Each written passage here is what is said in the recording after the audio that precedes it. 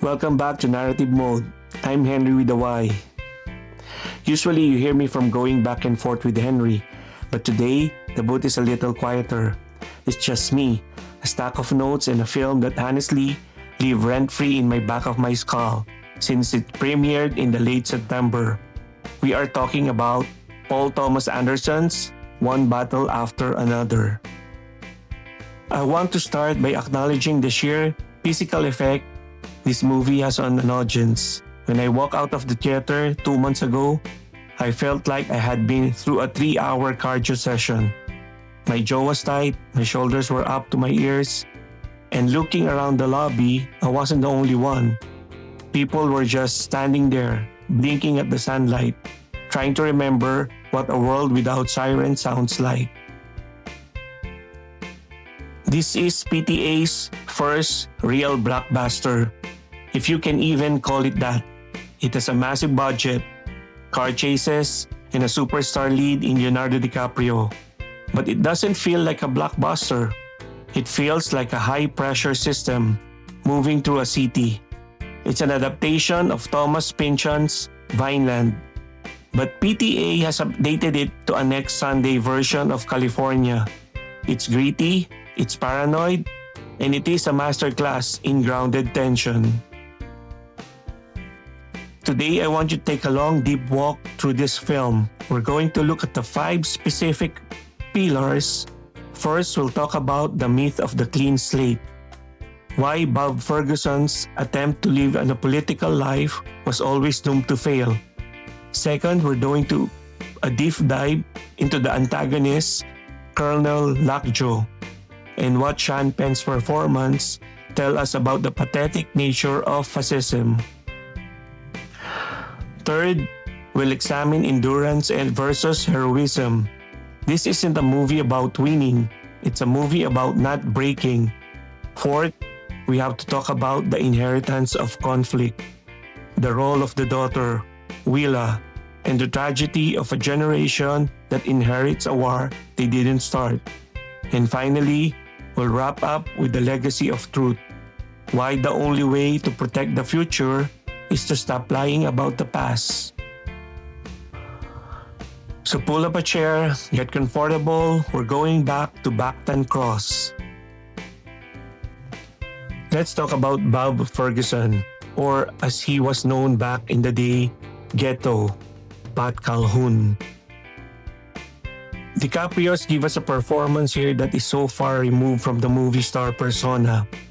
He is messy, he is aging, he is constantly in a state of mild weed-induced confusion.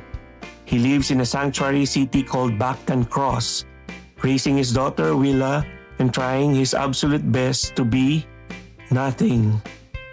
That's Bob's goal, to be nothing. He wants to be a ghost. He has spent 16 years cultivating an political existence. He doesn't vote, he doesn't watch the news, he doesn't talk about his days in the French 75 Revolutionary Group. He thinks that if he doesn't engage with the world will stop engaging with him. Bob believes in the digital nomad fantasy, the idea that you can simply delete your history and restart. But the film argues that you are not just your current actions, you are the sum of your history. And in a world that is increasingly polarized and surveyed, choosing to be neutral is a luxury that vulnerable cannot afford. There is a scene very early on where Willa asks him why they have so many locks on the door. Bob gives her this vague answer about bad vibes and crazy people. He refuses to give her a political context. He refuses to tell her that they are hiding from the state that views their very existence as an act of treason. By trying to protect her from the knowledge of the conflict, he actually makes her more vulnerable to the conflict. This is the political trap. When you refuse to acknowledge the system you live in, you lose the ability to navigate. Bob thinks he's keeping her safe, but he's actually just keeping her blind. And we see this reflected in our own lives, don't we? We see it in the peoples who say, "I'm not really into politics," while the world around them is being reshaped by political forces. PTA is showing us that for Bob and for many of us, apathy isn't a shield, it's just an open door. This leads directly into the concept of historical debt. In one battle after another, history isn't just a textbook, it's a creditor, and it has come to collect. There's a specific scene that I think is the most heartbreaking moment in the film. It's played for a bit of a laugh at first, but it turns dark very quickly. Bob realizes Willa is missing. He is panicked. He realized that Bob can't save her. He needs Pat. He needs the old network. He goes to a dusty old payphone in the back of the donut shop, one of the few analog devices left in this world. He dials a number he hasn't called in nearly 2 decades. He's sweating, he's shaking. A voice picks up. On the other end, it's a sleeper agent from the old French 75 days. The voice asks for a countersign, the password that identifies him as a friend. And Bob, he can't remember it. He stands there stuttering, he's shouting into the receiver, "It's me, it's Pat. I'm the guy from the raid." But the voice on the other end is cold. Without the password, he is a stranger. Without the password, the community he spent years building is locked away from him. The line goes dead. This is the price of the past. Bob spent 16 years trying to forget who he was, and he succeeded so well that he lost the tools that he needs to survive. He defaulted on his historical death, and he thought that by cutting ties with his comrades and his cause, he was freeing himself, but he was actually just isolating himself. The lesson here is profound. You cannot selectively remember your history. If you throw away the parts that are inconvenient or dangerous, you might find that you are also thrown away the parts that provide strength and connection. Your past self is often the only one who knows how to fight the past villains who are coming back for you. Now let's talk about the man coming for him, Colonel Stephen J. Lockjaw. Sean Penn is doing something truly remarkable here. He's playing a monster, but he isn't playing a cool monster. He isn't the Joker. He isn't the suave, calculating mastermind. He is quite frankly a total loser. And that is lesson 2, the banality of evil, or more specifically, the pathetic nature of fascism. Lockjaw is a man driven entirely by humiliation. We learned that 16 years ago, during a raid on a detention center, Bob's ex-wife, Perfidia, completely embarrassed him. She outdo him, she outmaneuvered him, and she left him with physical and emotional scars that have never healed. Lockjaw's entire ideology, the white supremacy, the militarism, the Christmas Adventurers Club is just a giant elaborate bandage for this wounded ego. He wants power because he is terrified of being small. There is a scene that has become the water cooler moment for this movie. Lockjaw is in the bathroom getting ready for a meeting with the superiors, the wealthy power brokers who actually run the show. He's looking at himself in the mirror, and he is clearly disgusted by what he sees. He takes a cheap plastic comb, he spits on it, visibly, aggressively spits on it, and then drag it through his thinning, dyed hair. It's a repulsive moment. It's visceral, but it tells you everything. It tells you that this man is desperate to look respectable, but he has no idea how to actually be a person. He is a tool. He is the help for the billionaires class. He knows it. He is debasing himself to serve a system that will eventually discard him. PTA is showing us that evil doesn't always come in a sleek black cape. Sometimes it comes in a wrinkled uniform with spit in its hair. Fascism in this film is presented as a refuge for the insecure. It's a way for men like Lockjaw to feel like adventurers instead of errand boys. When we see Lockjaw as pathetic, he stops being mythical boogeyman. He becomes a manageable threat. This is a lesson in demystification. If you want to defeat a bully, you have to stop buying into the narrative of their strength. You have to see the spit on the comb. Let's now flip the script and look at the action of the movie. Usually in a DiCaprio movie or a big Hollywood thriller, the action is about heroism. The hero stands on top of a car and gives a speech. The hero has a perfect cool moment when they save everyone with a single shot. Bob Ferguson, zero cool moments. Bob spends most of the movie falling down. He trips over his own feet. He gets up, out of breath. He is wearing slippers. For the first 40 minutes of the chase, he looks tired. He looks like he's about to have a heart attack. This brings us to lesson 3, endurance versus heroism. In one battle after another, winning isn't about being the strongest or the fastest. It's about being the last one to stop moving. It's what I call the rat in a corner philosophy. Bob isn't fighting to save the day. He is fighting because he has nowhere left to run. There is a profound scene with Benicio del Toro, who plays Sensei Sergio. Sergio is an old comrade who has stayed in the fight. He hasn't retired. Like Bob, he's still organizing, still helping people. Bob looks at him and asks, "How are you still doing this? How are you not dead or insane?" And Sergio looks at him and says, "I don't do it. We do it." That's the secret. Endurance is a collective act. Bob is exhausted because he's been carrying the weight of his survival alone for 16 years. Sergio is still energized because he's part of a community. This is a lesson for everyone feeling burnout in the 2025 landscape. The movie argues that solo heroism is a myth that leads to exhaustion, but shared endurance, staying in the fight because the person to your left and right is still standing, is how you actually survive a one battle after another life. DiCaprio's physical performance is so vital here. He makes every bruise look real. He makes the weight of the bathrobe feel like armor. He shows us that staying alive is a form of resistance. Now we have to talk about the real heart of the film, Willa. Chase Infinity is a revelation in this role. She is the anchor.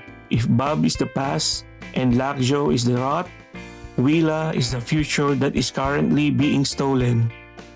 She represents lesson 4, the inheritance of conflict. One of the most tragic aspects of the film is watching Willa's innocence get dismantled piece by piece. She starts the movie as a girl who just wants to go to a concert. She thinks her dad is just a weird, paranoid guy who smokes too much. She doesn't understand why they live the way they live. By the end of the second act, she is in the middle of a gunfight. She is being hunted by a state-sponsored assassins. And she begins to realize that she has been born into a war she never signed up for. This is a heavy theme for our time. We talk a lot about intergenerational trauma, but this is intergenerational conflict.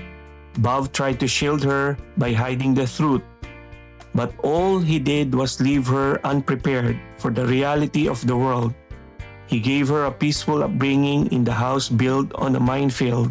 There is a scene where they are hiding in a safe house. It's actually an old convent. It's quiet, it's beautiful, and for a moment, they think they made it. But Lockjaw is already there. He has tracked her DNA. Lockjaw doesn't even want Bob anymore. He wants Willa. He views her as a prize. He views her as a biological property. It is the most horrific expression of his ideology. This idea that children aren't people, they are just vessels for the bloodline. The climax at the convent is almost unbearable. Willa has to make a choice. She realizes her father is too tired, too broken to save her. She has to cross the threshold into violence. She has to pick a weapon. And she does. The look on her face when she pulls the trigger, it isn't triumph, it isn't a cool action hero look. It's a look of pure agonizing loss. She has won the fight, but she has lost her childhood.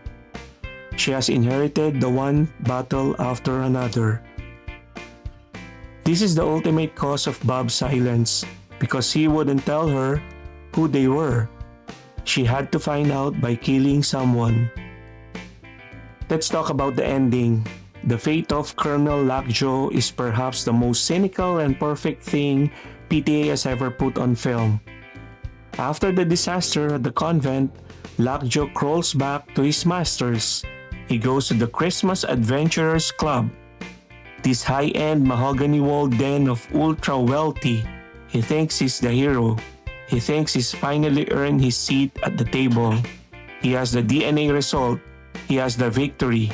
He sits in a plush leather chair. He's beaming. He looks at the billionaires across from him and he thinks, I am one of you now. And then the door locks and the gas starts hissing. It is a brutal, staggering moment. The people who employed Lockjaw didn't want his adventures. They didn't want his passion or his vendettas. They wanted a tool that worked quietly. And the moment he became a public mess, the moment he brought the violence too close to their front door, they disposed of him like a broken toy. This is the final lesson. Fascism eats its own. There is no in-group that is ever safe. Lockjaw spent his whole life trying to prove he was worthy of power. But the real power holders viewed him as completely expendable. He died as he lived, a pawn who thought he was a player. Meanwhile, we cut back to Bob and Willa. They are driving away. They aren't safe in the Hollywood sense. The world is still looking for them. The Christmas adventurers are still in power, but Bob has finally done the one thing he should have done 16 years ago. He gives her the letter. It is a letter from her mother, Perfidia. It explains everything. It tells her who they were, what they fought for, and why they were marked. It is the truth unvarnished and ugly. And as Willa reads it, the music shifts. It's no longer the frantic drum-heavy jazz of the chase. It's something quieter, something more grounded. The film ends on a shot of Willa's face as she looks out the window. She knows who she is now. She is no longer a victim of a narrative she doesn't understand. She is a participant in her own life. Lesson 5.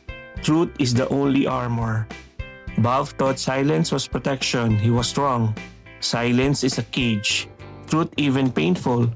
Revolutionary truth is the only thing that gives the next generation a chance to break the cycle. So one battle after another. It is a movie about a man in a bathrobe trying to find a reason to keep breathing. It's a movie about a daughter realizing that her normal life was a lie. And it's a movie about a villain who spits on his comb. PTA has given us a film that feels like a warning for 2026 and beyond. He is telling us that the one battle after another isn't a war we can win with one big victory. It's a marathon of endurance. It's about not letting the rat win. Let's recap the lessons we unpacked today. Number 1, the myth of clean slate. Choosing to be apolitical doesn't make you safe. It just makes you blind. Number 2, the banality of evil. Demystify the bully. See the insecurity beneath the uniform. Number 3, shared endurance. Solo heroism leads to burnout. Collective action leads to survival. Number 4, the inheritance of conflict. You cannot protect children by hiding the world from them. You only leave them disarmed. Number 5 is truth as armor. The past is a debt, but must be paid with honesty. If you haven't seen the film yet, please prepare yourself. It is intense, it is loud, it's confusing, but it is, I believe, the most honest film of 2025. Thank you for joining me for this solo session. It was good to have a space to really breathe with this one. I'm Henry with a Y. Stay curious.